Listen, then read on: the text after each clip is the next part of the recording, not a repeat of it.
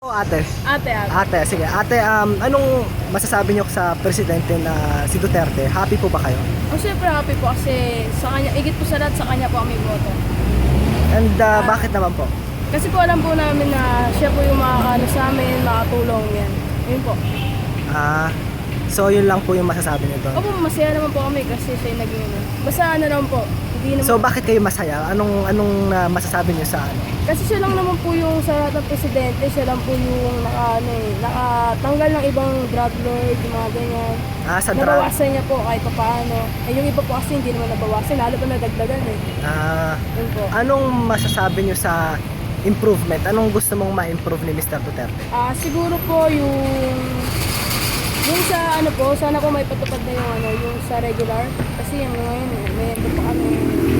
Sa tax? Hindi, yung sa ano namin, kasi di ba may kontrata pa. About employee? Oo, yung sa employee.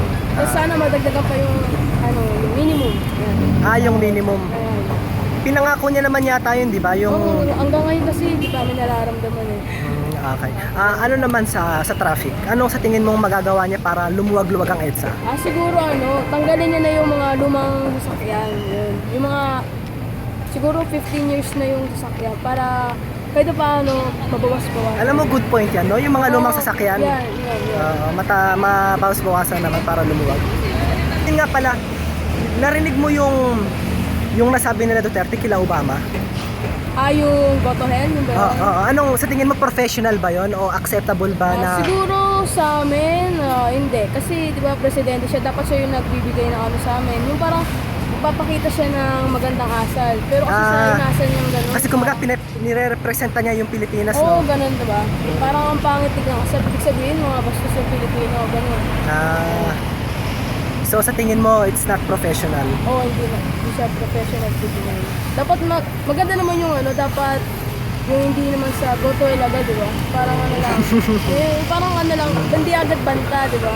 Parang lang, yun. Sana tinagalog na lang, no? Para at least hindi Pangit naintindihan. pag tinagalog eh. Hindi, at least sana hindi niya naintindihan. Siyempre may translate nun. Oo nga pala, no? May translator nga pala. Okay, wala na kayo may-add, ate? Wala na, yun lang. Ano nga pa, ate ulit o kuya? Ate. Ate ba? Sige. Kuya, masaya po ba kayo about Duterte? Medyo. Bakit naman? Kasi yung mga ginagawa niya para din sa mga kabataan. Para sa kabataan. Sa, ano po ba yan? Sa education?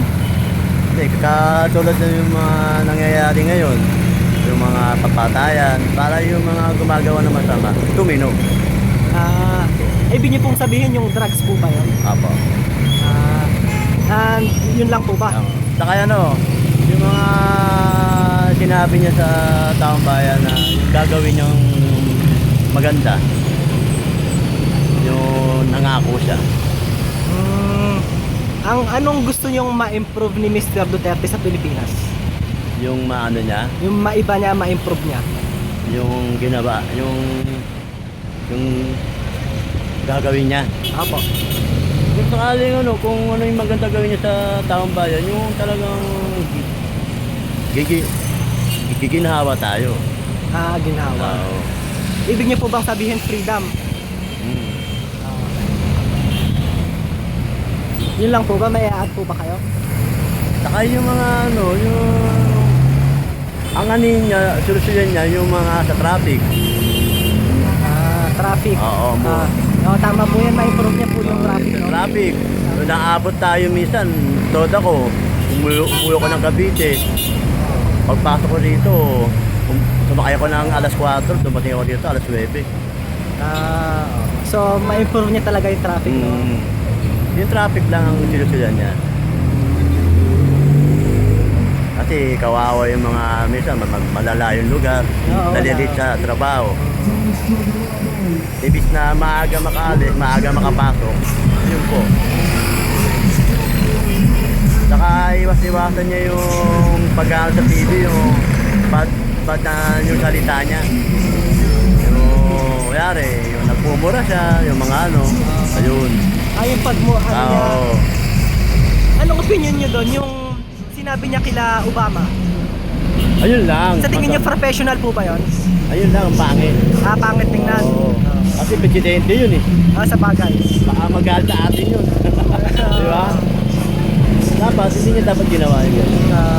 Dapat ginausap niya ng maganda.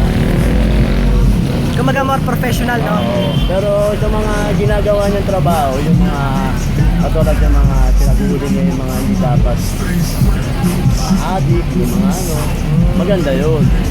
Para yung mga kabataan, hindi na gumamit yun sa pinagtrabaho. Hindi na ng bawal na gamot. Oo. Ang ano na, yung traffic. Sobrang traffic. Oo nga po kuya, dahil yung traffic ngayon sobra, no? Okay po kuya, salamat po sa opinion nyo. Sige pa. Thank you. Ano pong opinion nyo dun sa nagawa niya about the drugs? Yung nagawa niya po sa droga. Tama lang. Tama lang po. Tama na mabawas-bawasan. Kung masipit po lahat. Ano po yung mabawas-bawasan? Sino po yung mabawas-bawasan? Yung mga gumagamit ng droga at saka yung mga poster wala pinapadunahin nila yung mga talagang mga foreign talagang sinasabi nila na mga itik-itik na may-ari ng mga laboratory na yun. Dapat yan ang pinagpapatay nila. Okay po, as a citizen, anong gusto nyong ma-improve niya? Yun nga, yung way of living, kailangan natin tahimik. Okay po kuya, masaya po ba kayo na ang presidente ngayon si Duterte? Okay naman, sir. Okay naman, sir. Okay naman. At bakit? Bakit naman? Yung mga sa programa niya, yung mga nagawa niya mga mga sa drugs, about drugs. About drugs. So masaya kayo sa nagawa niya about the drugs? Opo, sa kanyang yung mga pinapatupad na sa mga droga. Sa droga. Yun, okay yun. Okay yun. Para Sulit po ba? Sulit. Sulit. Okay. Anong gusto nyong ma-improve niya sa bansa? Improve. Siguro mas i-prioritize pa niya po yung yung sa mga mahihirap. Sa mga mahihirap. Opo. Tulad yung kasi yung nakarang nung unang zona niya, parang hindi po niya na yung sa edukasyon. Parang hindi po niya masyado na. Kasi ang sabi niya nung nangampanya niya siya, libreng pag-aaral. Libreng pag-aaral. Yun, oo. Sinabi po ba Pero, niya? opo, nung nangampanya niya siya. Yun lang po ang ko sa kanya. Sana mga mahirap tsaka yung pag-aaral sa edukasyon, libreng edukasyon. Okay, how about yung ginawa niya, yung sinabi niya kila Obama? Sa tingin niyo professional po ba yun? Ay, doon po tayo, hati po ang ko doon. Hati. Opo, parang hindi naman po sinabi na mas pangit o masama. Pero sana po hindi po niya sinabi. Sana hindi niya lang sinabi. Opo. And improvement po sa traffic, anong tingin niyo doon? Anong sa tingin niyo ma-advise niyo sa kanya na magawa niya sa traffic para lumuwag-luwag naman ang EDSA? More train? More train. Opo. Siguro po ang paraan para umano yung traffic. Train. Tapos mga dagdag kalsada. Karsada. Opo. Okay, yun lang po ba? Ayun lang po. Okay, salamat po sa opinion niyo. Maraming po salamat. Okay.